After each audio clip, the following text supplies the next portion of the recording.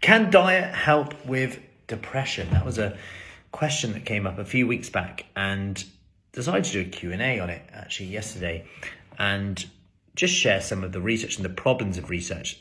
In my background in nutrition and research and postgraduate study gives me kind of a set of tools to look at research in a very critical way. And from someone who believes in nutrition and believes in what it can do, it might surprise you when I say that nutrition isn't the answer to everything. And one of the main reasons for this perhaps is because it's very difficult to study nutrition. For example, when you look at medication, people are either not taking medication or they're taking medication.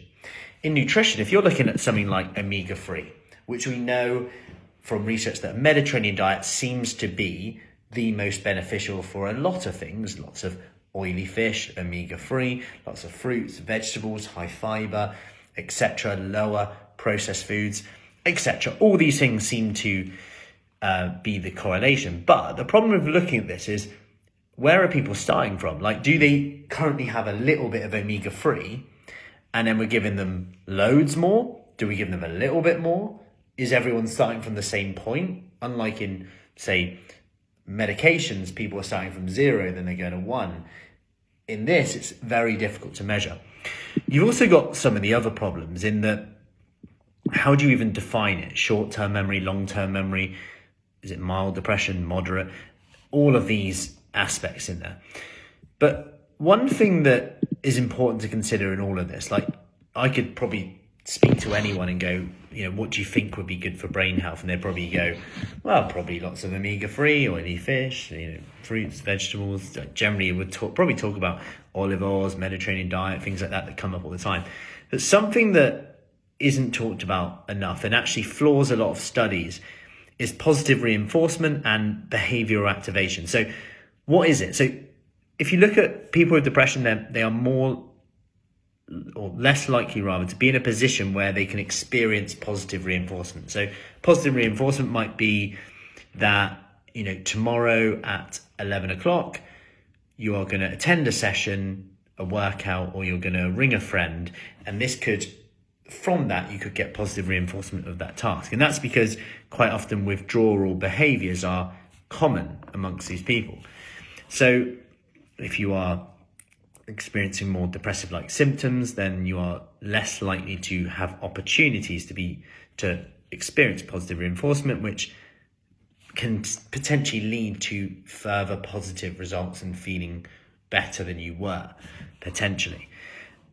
So if you see a study and they're like, we gave these people more omega-3, or we gave these people a better diet, whatever the diet is, and we also gave them every week they had support and accountability. They had a chat every single week. They then had exercise on a Thursday and a Friday.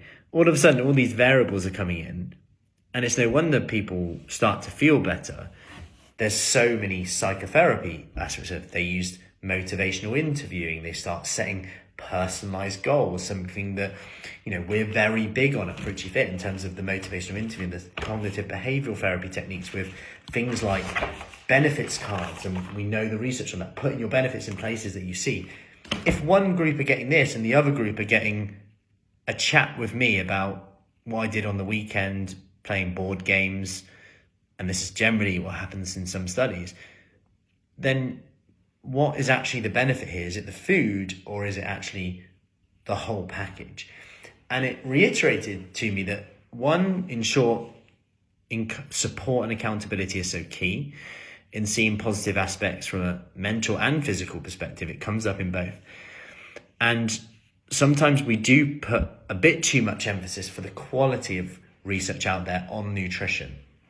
Nutrition is super key, don't get me wrong, but sometimes we've got to be really critical. And the more we share this, the more critical we can be of, the snake oil supplements and all of the quick fixes and magic fixes. Like, there's so many placebo effects of all of this stuff. And it sometimes sounds really sciencey. You look at some diets out there at the moment that are claiming that, we can tell you which foods your blood sugar level will respond to. And we're talking about getting your blood sugar levels low. And actually, there's no research on getting them lower than what is the normal for a human being, yet we're very obsessed with getting them lower, and there's no real evidence to do that.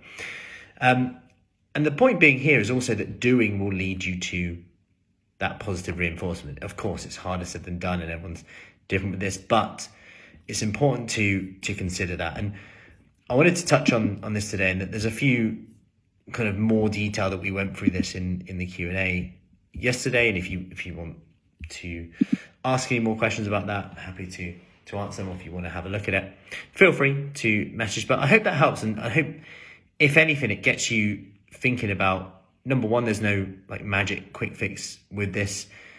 Generally, a Mediterranean diet is probably the most research we've kind of got on this, but also not downplaying the role that support and accountability, reaching out for help, speaking, talking, there's the other side of it, that people who get this help are more likely to be aware of what they're doing. So how did you feel that day? And being aware of our emotions when we felt them is also a treatment, if you like, to help with our mental health. So bit of a different one today, but I hope that helps. Any questions, as always, let me know.